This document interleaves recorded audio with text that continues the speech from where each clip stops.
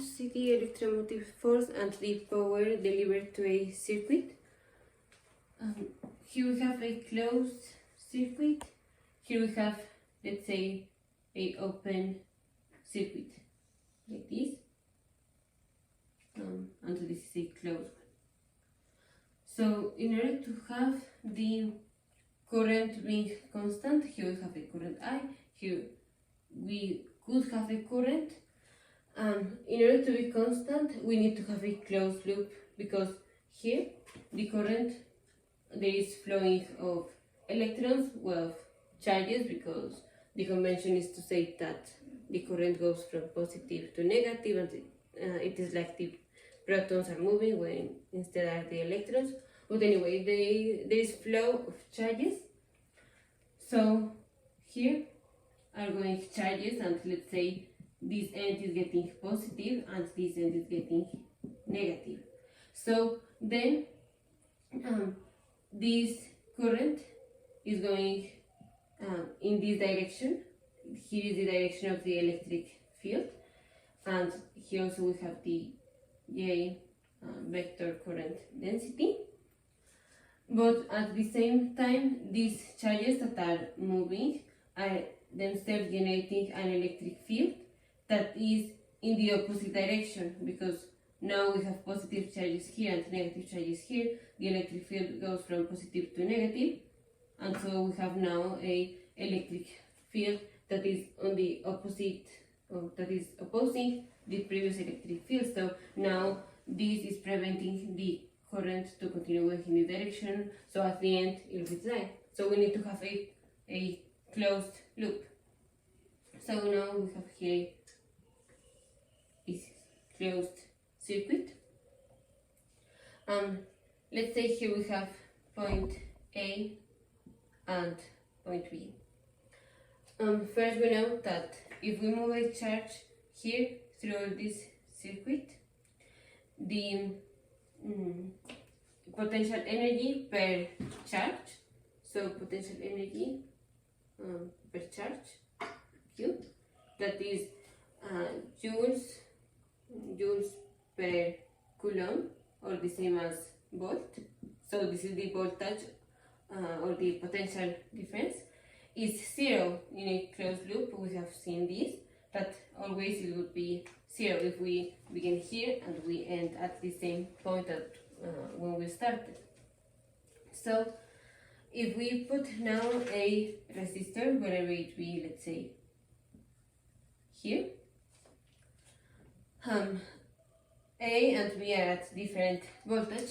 When this charge passes through here, there is a drop in the voltage. Instead of having the voltage of A, now has the voltage of B. So here there was a voltage drop. So in order to, when coming again now here, at this point it has to have the same voltage that it had before. So in some part here, there should be something that increases the voltage, or that puts energy to the charge when it's flowing here. We move to here. There is something that puts this charge on a higher voltage level. So that is what we call the electromotive force. That it is not a force, it is a voltage, because it's a force per unit charge. So force per unit charge would be the electric field, but we are doing a work in each charge that is flowing. So we have charge per unit. There is a work done in every charge, so we have a work done per unit of charge. So we have a voltage. So the units of this electromotive force is voltage, and that is just the energy per charge that is done to increase the charge, putting the charge in a higher level. That this increase in voltage is the same as this drop in voltage in a ideal resistor. So this voltage, also called the electromotive force, will be equal to this drop in voltage that is by Ohm's law is the resistance times the current. Now this is the ideal circuit. Here the electromotive force is, we are putting energy to the circuit. So here we need a source generator of the electromotive force, that is usually a battery. So we put a battery here, and the battery is converting its chemical energy into this electrical energy that is used to move this charge from this lower potential level to this higher potential level. So we always need a source of electromotive force. So this was the ideal circuit. In real life, actually the material that is here, that is supplying the energy, has some resistance, and that resistance is called little r because it's the internal resistance, and is usually quite smaller than this, but it counts. So here, then there will be the voltage here, this voltage that is dropping needs to be the same as the voltage that will increase here, in order to, at the end of this closed loop, we get the same voltage that at the beginning. So this drop, Ri, or you could say the AB, this drop in voltage must be equal to this increase. Now this increase is not just the electromotive force that we had before, is the electromotive force minus the drop on voltage due to this internal resistance, because here we also have an internal resistance, as here there will be a voltage drop when the current passes through this internal resistance, so minus the internal resistance times the current, and this is what we have. We now see that the voltage all around this loop would be 0 if we add all the terms, that is the same as passing this through here. So we have 0 is equal to the electromotive force minus the internal resistance times the current minus the resistance of our resistor times the current, or here you can replace it by V in V. And this is the prelude to Kirchhoff's loop rule that we will talk in other videos.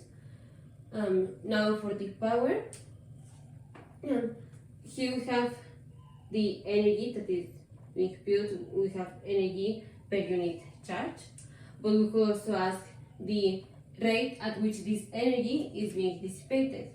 So that is the work in the T, that is the power in units of watts or units of joules per second. So that energy per time, or the rate at which energy is being put here, is just the units of these are voltage. So the voltage times current. Here we have units of amperes or coulomb per second, and here the units are joules per coulomb. So at the end we have joules per second. So here we have voltage times current.